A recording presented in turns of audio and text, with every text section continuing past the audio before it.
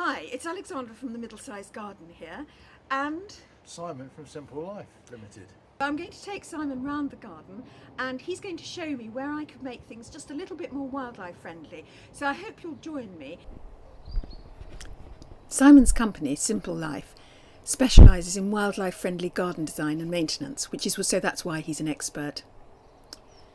When we bought this house, our predecessors were passionate about feeding the birds and left us with the bird feeders and instructions. So this garden has had about 40 continuous years of bird feeders.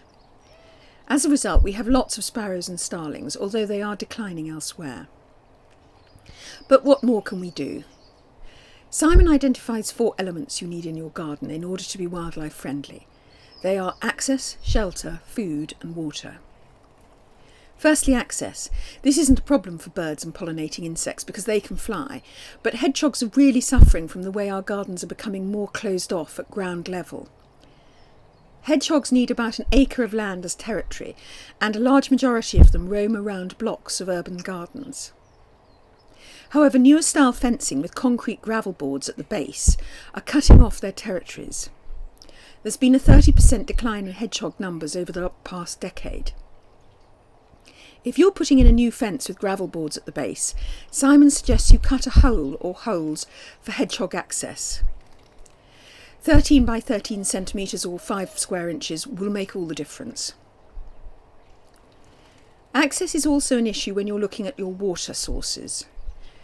We recently made a wildlife pond out of an oak barrel, and Simon approved of what we did because we've ensured that there are lots of different levels so that frogs and toads and even hedgehogs can get in and, more importantly, out of the pond.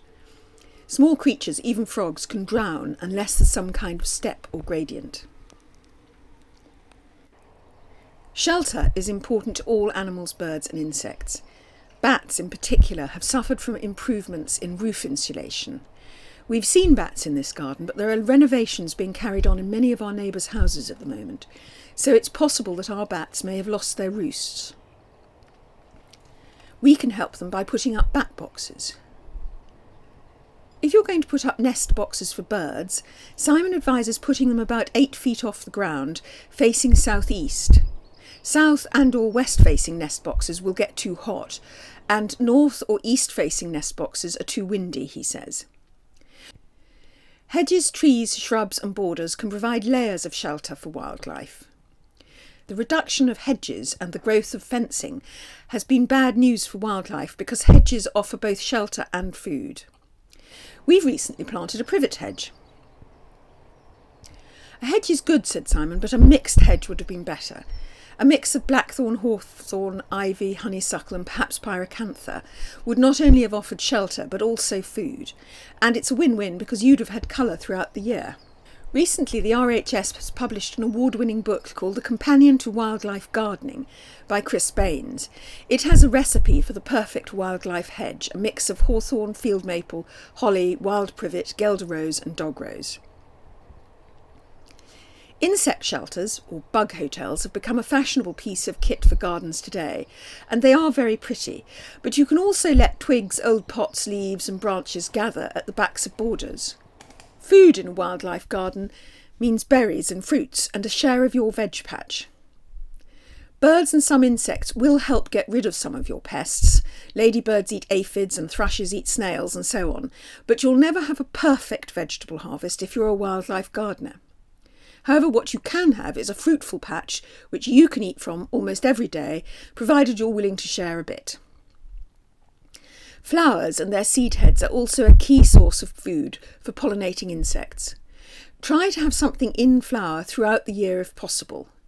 The Companion to Wildlife Gardening has a list of good garden flowers for nectar and seed. When it comes to putting out food for birds, hedgehogs, badgers, etc., it's worth consulting all the various wildlife charities. For example, we used to put white bread out for birds, and now we've been told that it's bad for them. And I've certainly noticed that if we use better quality bird food, then the birds enjoy it more and we get more different kinds of birds, which I suppose makes sense. Finally, water. It's not always practical to have a pond in a middle-sized garden.